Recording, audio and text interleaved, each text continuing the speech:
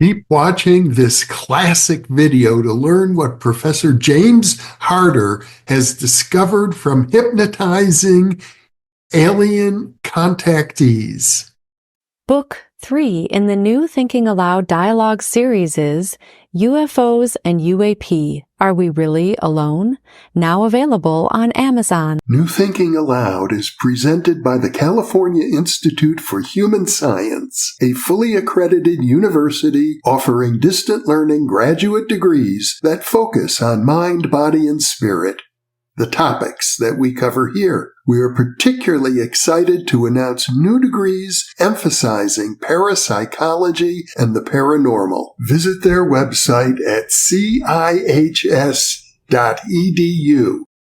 You can now download a free PDF copy of issue number 8 of the New Thinking Aloud magazine or order a beautiful printed copy. Go to newthinkingaloud.org.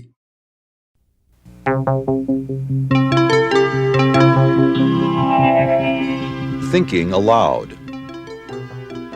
Conversations on the leading edge of knowledge and discovery with psychologist Jeffrey Mishlove.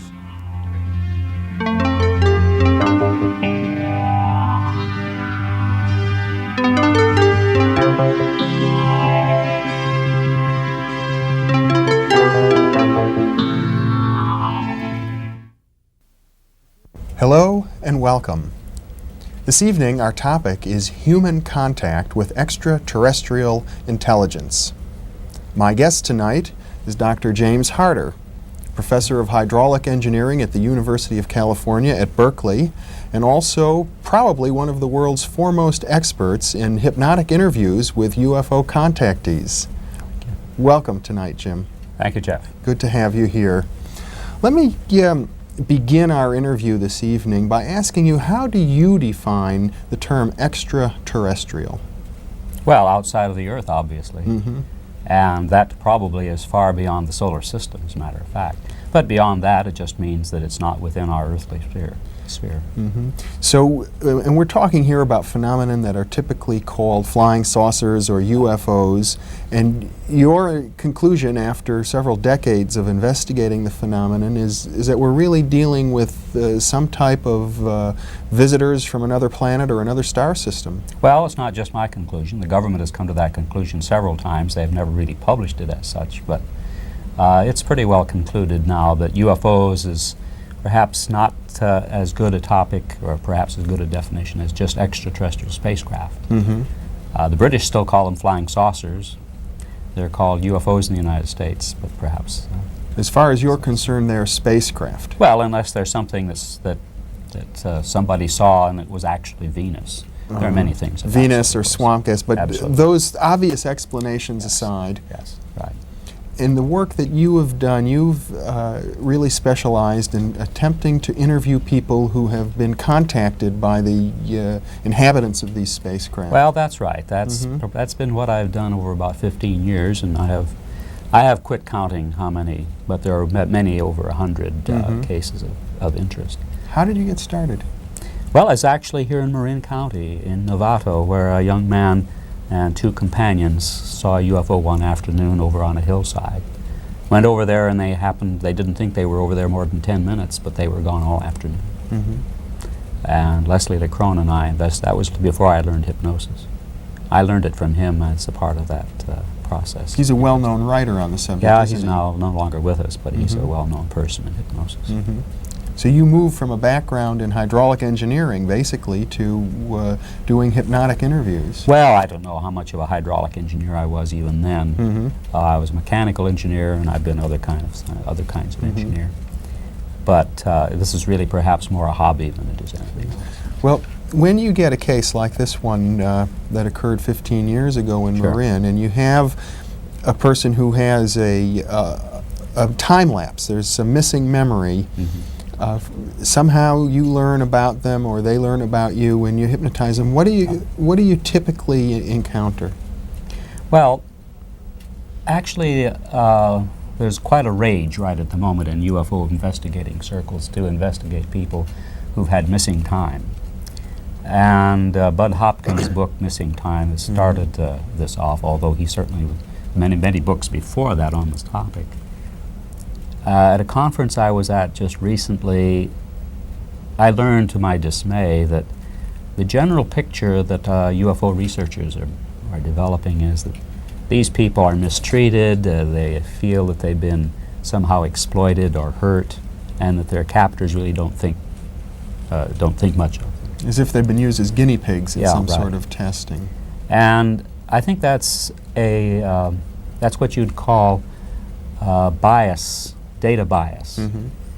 The people I really enjoy working with are people who don't have any missing time. Mm-hmm. They have been dealing with what you would call the real smart aliens, not the ones who have just been here recently and are kind of bumbling and who don't invoke a very good amnesia. Graduate students from Alpha Centauri on their first mission or something. That's right. They're still doing their PhD thesis on planet Earth. Uh-huh. But the really smart ones, you'll never know that you ever had anything to do with them. And they actually are the smarter ones, and they also are the more benevolent. You'd be glad to know that there's a correlation between being technologically advanced and having a greater, what you would say, a greater benevolent attitude. In other words, what you seem to be saying is that based on the over 100 interviews that you've conducted, you've identified at least two distinct groups of aliens that have been contacting that makes it simpler. humans. There are a lot more than two groups. There's a lot more than two groups, but you could put them in two camps. Okay. Now, Camp 1 have just recently arrived, and they're doing their investigations from square one, so to speak. Camp 2 have been around a long time. They know what humans are like a lot better than we do in many ways. They certainly seem to have better ability to deal with certain kinds of illnesses and surgical techniques than we have.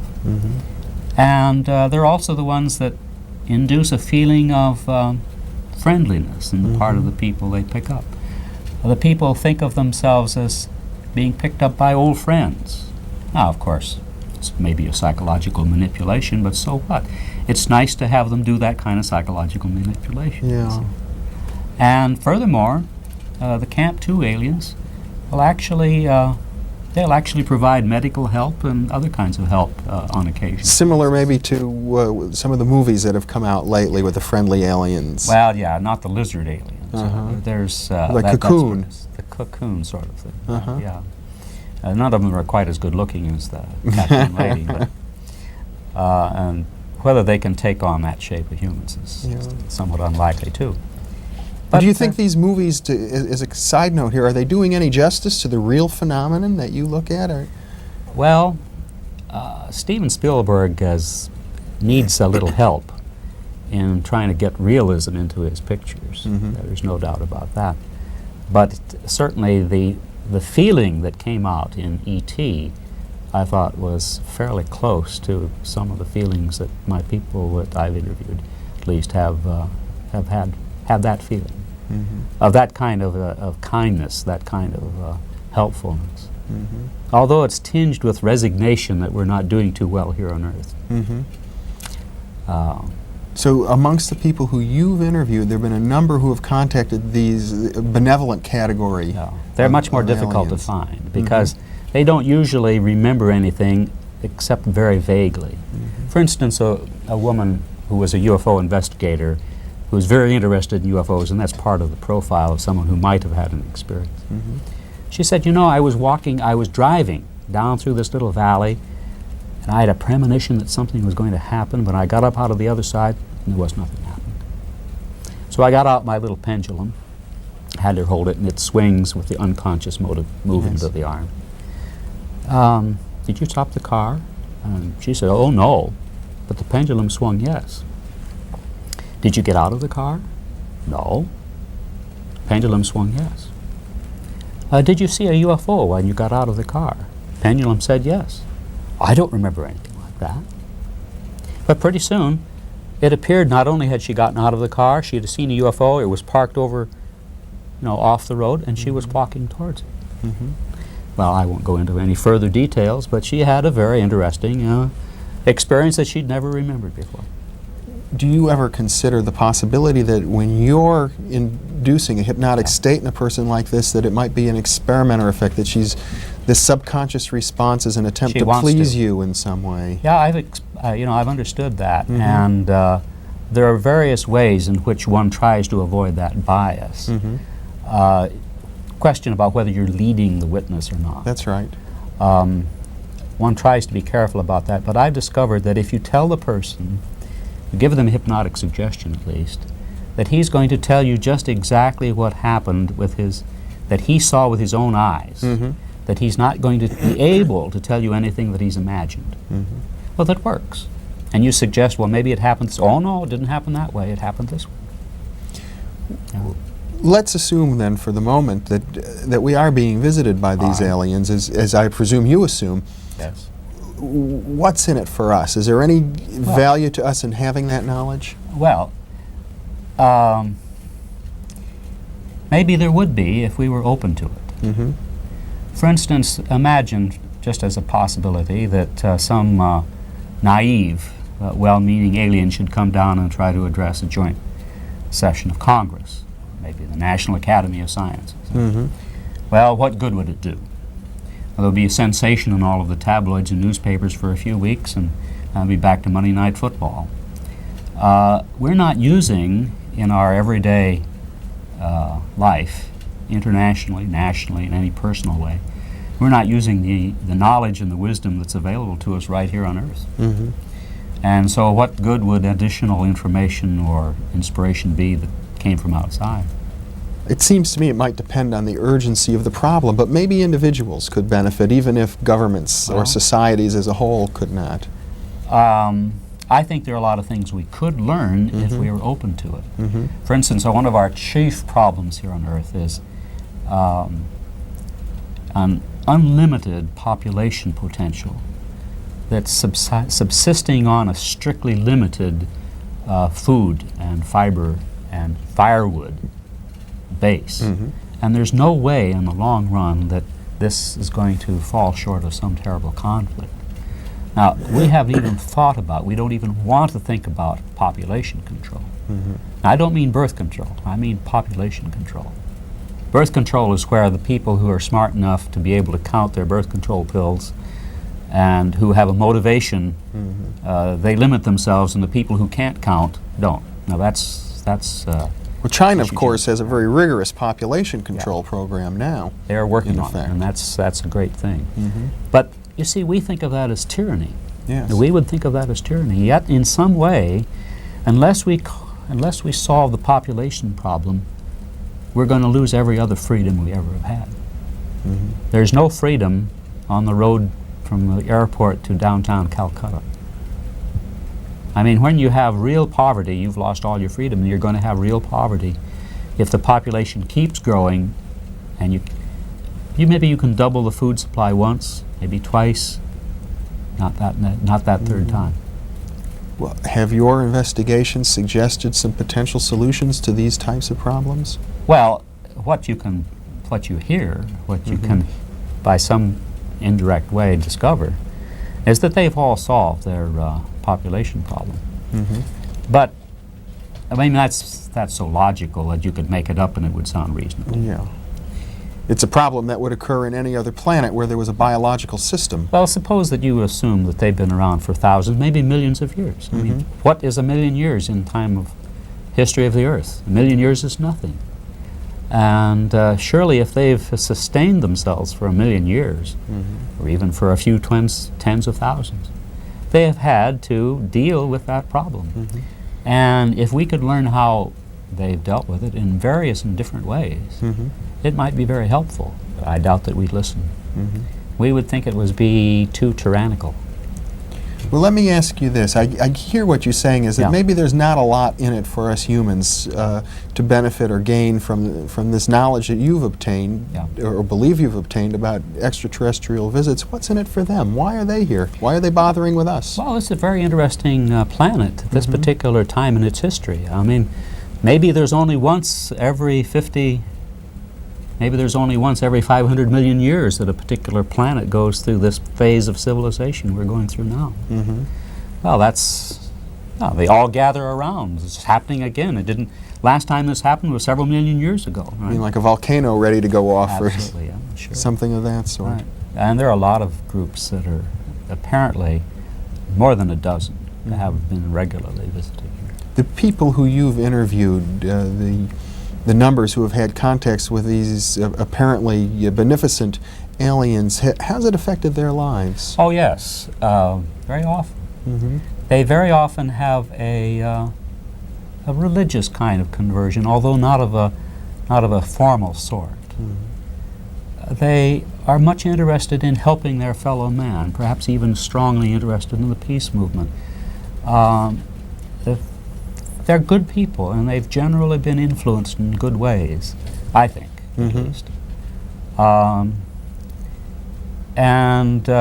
There are just more people of that sort around than I can get around to investigate, as a matter of Do fact. you think there's any sense that we might be receiving some help in getting through the current crises that we're facing? Well, that's hard to say, because for one thing, if the human race is going to help itself, it's got to help itself. It's not going to be helped by some externality. If it did, why, it wouldn't really work in the long run. I think the human race probably, and it's understood elsewhere also, has to come through and solve its own problems. Maybe we'll be saved, I don't know. Maybe we'll be saved from the Holocaust. But that's problematical. People sometimes point to me and think that with my own background in parapsychology and the work that I do, that's a curious path for an individual to choose in their life, to have those experiences. And one might say the same thing about you, Jim, as a person who has had these unique, intimate conversations with perhaps hundreds of, or over 100 people who have experienced what they believe to be direct encounters with alien intelligences. How has it affected you? Well, you know, remarkably, I'm not as amazed as my friends are. I don't think of myself as a blasé person, and particularly since you might say that, if you believe it, it's all true, that this is the cutting edge of research of any topic on Earth. Right? Well, one might well argue that point. That's right. Yeah. If you take it seriously. Yeah. But you know, the average person doesn't take it seriously. Even UFO investigators don't take it seriously.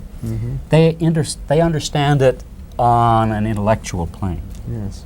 But if it really got down to their gut belief system, well, it would make a big difference. And I just don't think most people, even those people who are intimately involved in it, may not actually give it more than just half the attention it really deserves. Yeah. If I really believed in it the way I should, perhaps, I would be doing this most of the time instead of 10% of the time. So in other words, you're saying that you've somehow shielded yourself from the full implications of the work that you're doing. I think most people do. Most people who are working on various weapons systems are doing that. Well, why don't you imagine with me for a moment that you weren't shielding yourself. All right. I mean, here you are on a television program. There's a viewing audience out there right this very moment. If you could sort of reach really deep inside of yourself and communicate, you know, the essence or the full implications of the message that you've encountered in your life, what would you want to communicate to people? Well, there's a lot of intelligence out there. It's like the legend of the Tibetan legend of that place somewhere high in the Himalayas, sometimes sort of Shambhala, where there are great spirits who are waiting patiently for the human race to get to the point where they're ready to understand the wisdom that's available to them. And it'll be a while before they get even to the point where they're able to start to comprehend what's possible. Now that's very important, I think. It's there. There's fantastic technology, there's fantastic medicine, there's fantastic sociology and psychology. How do you get along if you've got a population of 25,000? The average extraterrestrial civilization is not that big. 100,000 people is a lot. And yet they get along with each other without a police system. They don't have any tyrannical dictatorships. They don't have democracy either. And they have a remarkable, many of them, not all, many of them have a remarkable feeling of absolute love for each other. It's almost as if the feeling they have for each other in a non-sexual way could only be compared with the rapture of a newly fallen in love human being. But, of course, it's not sexual. Now, that's the kind of society that you'd like to see, maybe. And there are some people who've got glimpses of it, perhaps, from here. And they yen for something like that, and they join cult groups. They're looking for the family that maybe in some vague way they've known about. Well, you're speaking with such a sense of intimate acquaintance with this reality. It leads me to ask you, have you had any direct encounters of your own? Oh, no. This is all third-hand information that's come to you, or second-hand, in effect. What if I took you really seriously, or some of our other viewers were to take you really seriously and say, you know, I like what you're saying. I'm ready to climb that mountain to Shambhala or to reach for that knowledge, and I don't want to join a cult. Join my cult. I mean, maybe we should start one, Jeff. But one without a, well, if you were you and me, why we wouldn't have to have a charismatic leader, right? Just a couple nice guys just two like guys us, like right? us, right? Shun charisma. That's the great trap. Well, I'm glad I'm the interviewer and you're the interviewee. Yes. Charisma is a trap, I think, a lot. People get drawn into it and exploited by it. I'm struck by the parallel between the whole field of UFO investigation and the emotions that you've described, the states of consciousness that you've talked about, the phenomenon that you've talked about, and things that are reported in a parallel sense in the field of psychic phenomenon, the consciousness movement, the spiritual growth field. Where's the connection there? I think there is a really intimate connection. I even think there's a connection with reincarnation. But I don't think it's the universal thing that some of its followers think it is. You wouldn't have to have more than one person in 10,000 reporting a reincarnation experience that was real for people to form the generality that everyone has had some kind of experience. I don't think that follows logically, although it's possible. No, it may be that only the rare person actually reincarnates. Now, so far as ideas and memories and that sort of thing, it's hard for me to believe that they can float across empty space without help. And if telepathy is real, however, you have a mechanism where you can pull something out of one person's mind and put it into another person's mind. You could think of that as a prelude to the invasion of the body snatchers, if you like, or you could look at it in some other way, that here's a person who has a guardian angel who gives him good advice. The Soviets seem to be looking at this as a way to manipulate people. Perhaps that's, I don't think not it's just like the Soviets either. Well, hypnotism and that sort of thing, there are a lot of ways of manipulating people. We have people, you know, in our own country and the highest office of the land who are very good at that sort of thing. So you don't have to use extraordinary means to be a good manipulator. No, I think mind control has been overemphasized as having a part in this. I think if you were a truly benevolent alien and didn't want to invade Earth and come down here and put our house in order in spite of our needing it, right? You'd also hold off from delving into a person and making him do things against his will. I think that all goes together. Sort of like the prime directive in Star Trek. Yeah, that's an Not idea. to Well, interfere. the guy who ran that Star Trek had a lot of things going for him. Wasn't that Bruce Geller? I think it was. I'm not quite sure who it was, but do you think, since you've mentioned that there are many people who have been influenced by the extraterrestrials and are not even aware of it, that some things like the movies we see, the TV shows, do you think there may be some influences there? Oh, well, I think there are several places in the movies, for instance, where there's been that kind of. I have a friend who's a writer in Hollywood, and he told me when he was 21 years old, he was crossing the Mojave Desert, And a UFO swooped down over his car, and he saw it zooming away into the sky, and he kept on driving. Nothing happened. Yeah. Except in hypnosis, he remembered a lot more. Mm-hmm. He remembered having a conversation with a bearded gentleman. Now, of course, that might have been his projected image of something convenient. But after that, his life took a different turn. He became more serious, and he had a goal in life. It was to work in Hollywood. Now, I don't know how many people you'd have to influence in that way in order to get a Steven Spielberg, but you got one. Yeah. And if Steven Spielberg's listening, maybe he would like to talk to me about this. Mm-hmm. Well, wouldn't there be a natural stage in the evolution of a society where it enters into a kind of interplanetary discourse of relationships? Well, I suppose if the Earth continues in its technical progress, doesn't blow itself up, we might be able to get between the stars in another 300-400 years, Yeah. maybe not that long. At that time, we may have to leave behind notions of colonizing space. I don't. I'd be think glad that- we weren't colonized. Yes, I think maybe we have been the beneficiaries of a policy of not allowing naive planets to be colonized. Because surely there ought to be a prohibition against that. Now, amongst the thousands of people who may be viewing this program right now, perhaps there's some people who have had this kind of contact themselves and may or may not know it. About it. What would be some of the characteristics?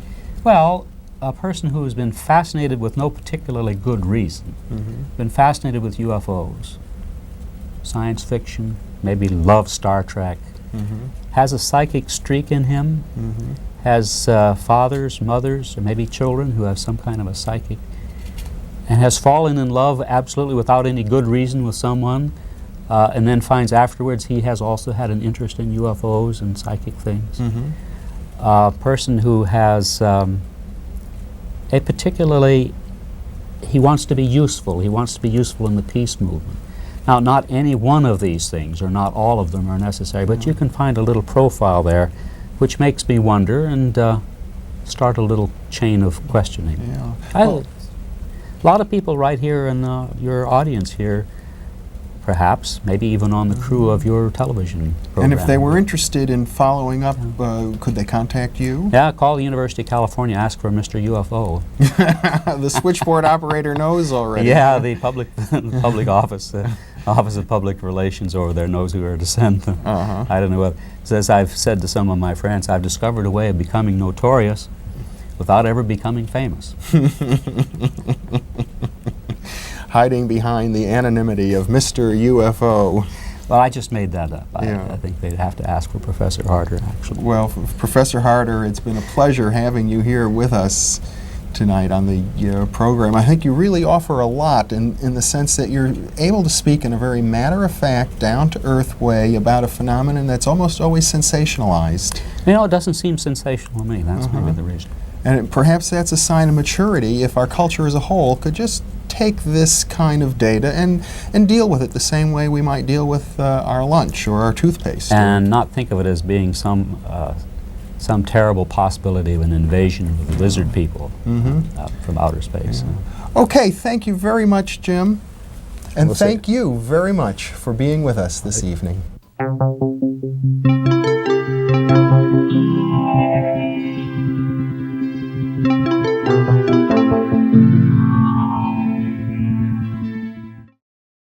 Book 3 in the new Thinking Aloud dialogue series is UFOs and UAP, Are We Really Alone? Now available on Amazon. New Thinking Aloud is presented by the California Institute for Human Science, a fully accredited university offering distant learning graduate degrees that focus on mind, body, and spirit. The topics that we cover here. We are particularly excited to announce new degrees emphasizing parapsychology and the paranormal. Visit their website at cihs.edu. You can now download a free PDF copy of issue number 8 of the New Thinking Aloud magazine or order a beautiful printed copy. Go to newthinkingaloud.org.